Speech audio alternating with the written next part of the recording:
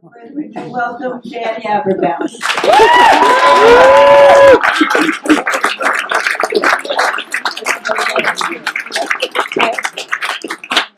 And as many of you know, I'm coming here from the South. Brooklyn, which is I recently took one step towards adulthood, and many of the people here in the room know this. To cut it short, I bought a daily planner book. It's not a bestseller, but I figured an easy read. I mean, 1 page a day. And you can choose your own adventure in its starkest form. So,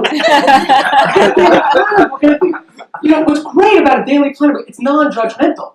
It's just blank pages after blank pages. It's just saying, hey, I'm the daily planner. I'm here to help you plan your day. I'm not saying anything about your plans. I'm not saying that you even should have plans. I'm just saying, should you have a plan for a particular day, write it in the day. It'll be a plan. That's what I said. Hey, this is the planner. I'm looking through it.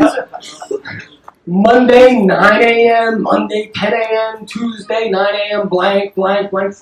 Then I notice, judgmental, no, after each blank, there's this little box. We're supposed to put a check in the box if you actually did your plan.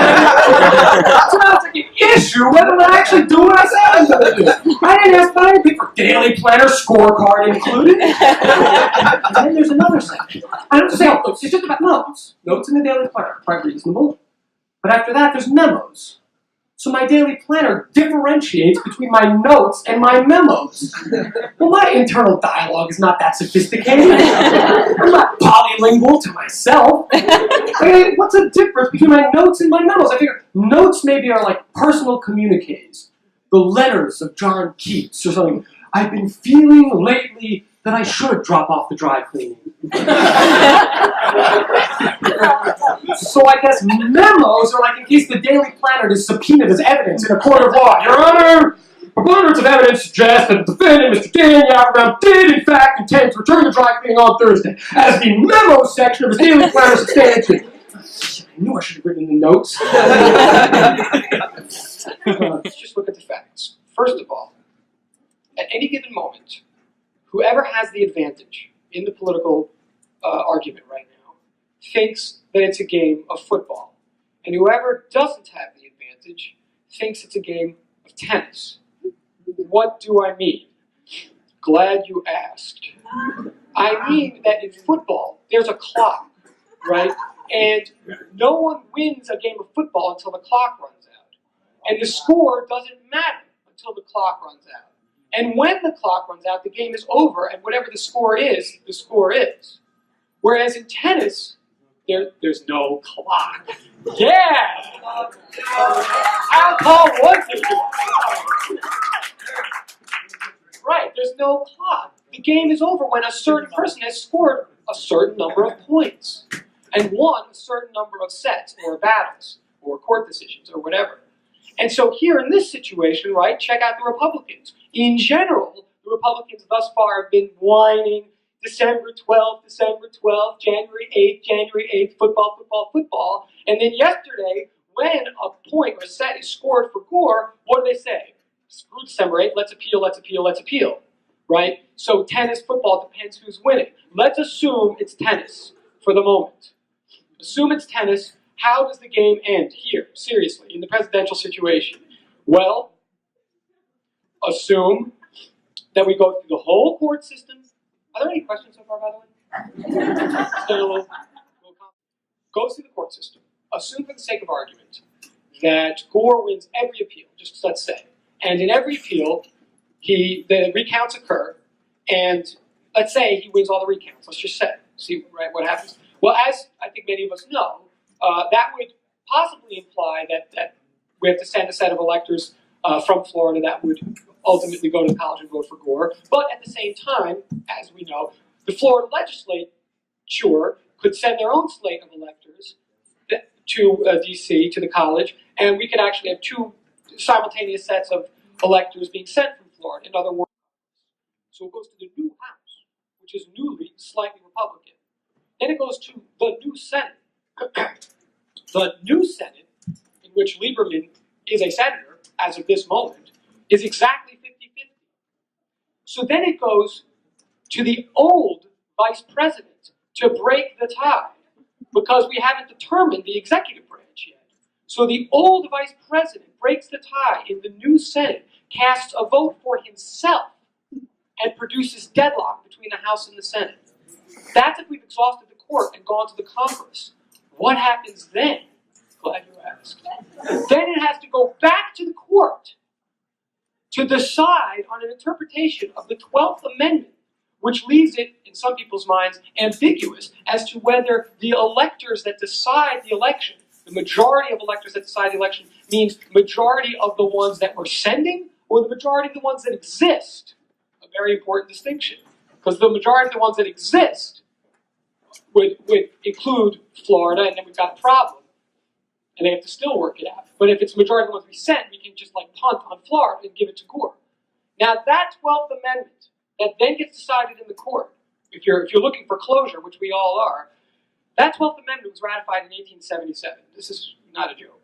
1877, I believe, I mean, this part is the joke coming up right now. Okay. 1877, as far as I know.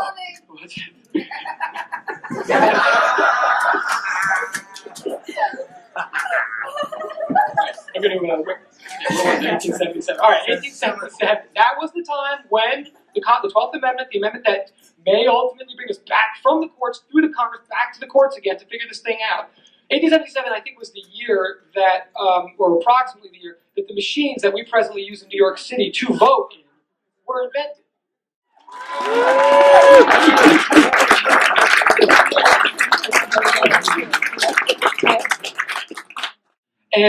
And the machines, when you walk in, I think partly because they're machines, but partly because they're so old, they really make you feel like what you're doing when you pull the lever is official and real, right? I mean, you don't have any ambiguity in your mind. You pull that, and many of us have done this, you pull the switch, pull the lever, and you might think, I don't know if who I want to be president will be president, but you definitely think that somebody somewhere knows who you want to be president.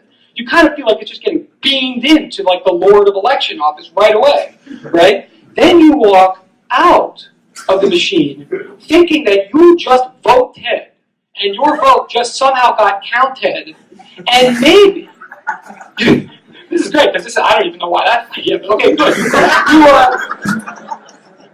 You then maybe talk to a human being who asks you a bunch of questions like, "Who did you just vote for?" And that conversation goes on a little while. It's all very casual and everything, and you realize, oh, hey, no problem. I'm talking about who I did just vote for. This is an exit poll. I did vote. Now I'm just discussing my vote. Right? Implication being that was the real thing, and this is the description, the approximation. Right? But as we all know, when we watched the returns come in December 7th, that night, and all the confusion over Florida as it was going back and forth and back and forth, everybody started going along with that mentality and saying, oh, it's the exit polls that are the problem. These exit polls, they're not the real thing. We rush the exit polls, we rush the information from the exit polls, we get it all screwed up, and we should just be patient and not trust these descriptions, but wait for the real results to come in. All makes sense. Except that now, since no one's trusting the machines anymore, and now the whole dispute is over what really happened, and everybody's acknowledging that what happened in the machines might not be what actually happened, we have to take into account what they believe really was meant to have gone on, which was the intent of the voters, right? How do they look at what they think really went on, who really voted for Gore, despite what the machines say, what they intended? How do they know what they intended? From the exit polls. So I think the whole problem can just be solved very easily by just a shift in nomenclature. All you got to do is admit that next time you go into a voting poll, when you walk into the machine and pull the lever, you are participating in the entrance poll. And when you talk to the person outside, you're recording your vote. End of story.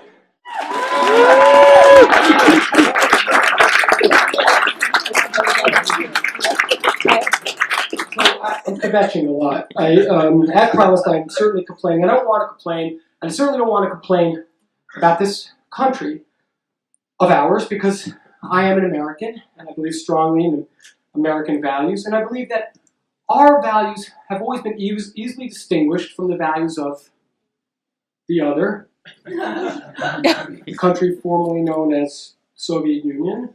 But I believe if you want to distinguish our political values from theirs, the mistake is in looking at the big words. It's not, oh, we have a bicameral legislature, and they have an autocratic governmental system, and we have elected representatives. It's not the big words, it's the small words. It's conjunctions. And has always been a communist word. You will live here, and you will work there, and you will eat borscht, and you will like it. You will not worship this god, and you will respect the leader formerly known as Prince. But or has always been Americana. America is the land of or. You can live here, or you can live there. You can vote for this person, or you can vote for that person. Or you cannot vote at all. You can eat this, or you can eat that, or you can starve.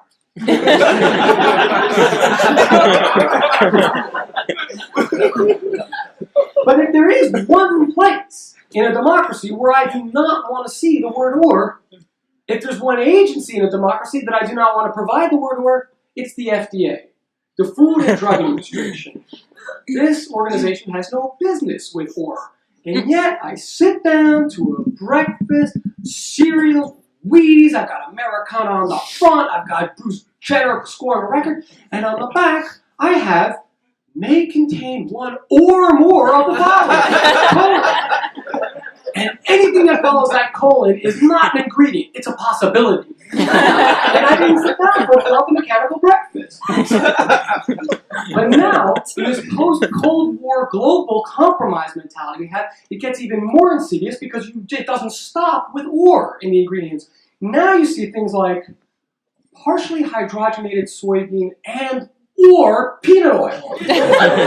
And / or. Can it contain soybean oil? Yes, it can. Can it contain peanut oil? Yes, it can. Can it contain both? Well, yes, it can. As far as I can tell, that represents at least a 50% increase in nutritional ambiguity. And I didn't ask for and or in my cereal. I certainly didn't ask for a / in my cereal. After all, what's that / mean? Is it and or is it and or? Or is it and or? And is it going to be a color I keep black in my cereal? So I started thinking about it, and I think, this really, do you guys, is it that you don't know? Or you know, and you're just not telling. Either way, I want to go down to the factory. I want to find the and/or room with the and/or guy who wears the and/or hat, who's putting the and/or in my cereal. I want to say, how did and/or get in there? What's he going to say? Well, it's like this, right? You got these two vats, okay? One is the soybean oil, one is the peanut oil. We're supposed to have 2 spoons, but every now and then I get, no, I'm not buying it. There's like a 5-dimensional laminated polychromatic poster, nutrition facts in boldface. And you figure, you're standing online, you see that poster, if you don't have time to read it, you've got to go away assuming it's all good. But not me, I go up and I say, all right, what's up with the nutrition facts? And I'm looking, and sure enough, of course, there's sodium, 5,000% United States recommended. Fat, 65 grams per serving size. Suggested serving size, 2 fries, etc., etc. But I think, what about riboflavin? I didn't get the goose egg on that one. Right, look at it, riboflavin, star. Calcium, star. Iron, star. Thiamine, star. Goes on, star. And I look down and it's a footnote, and at the bottom, what does star mean? Contains less than 2% of the United States recommended daily allowance in this area. For that, they get a star. How did they cut that deal? What did they get for less than 1%? A Hello Kitty puppy sticker? I think the calculation, as far as I'm concerned, less than 2% means 1 and or 0%. That's not one star.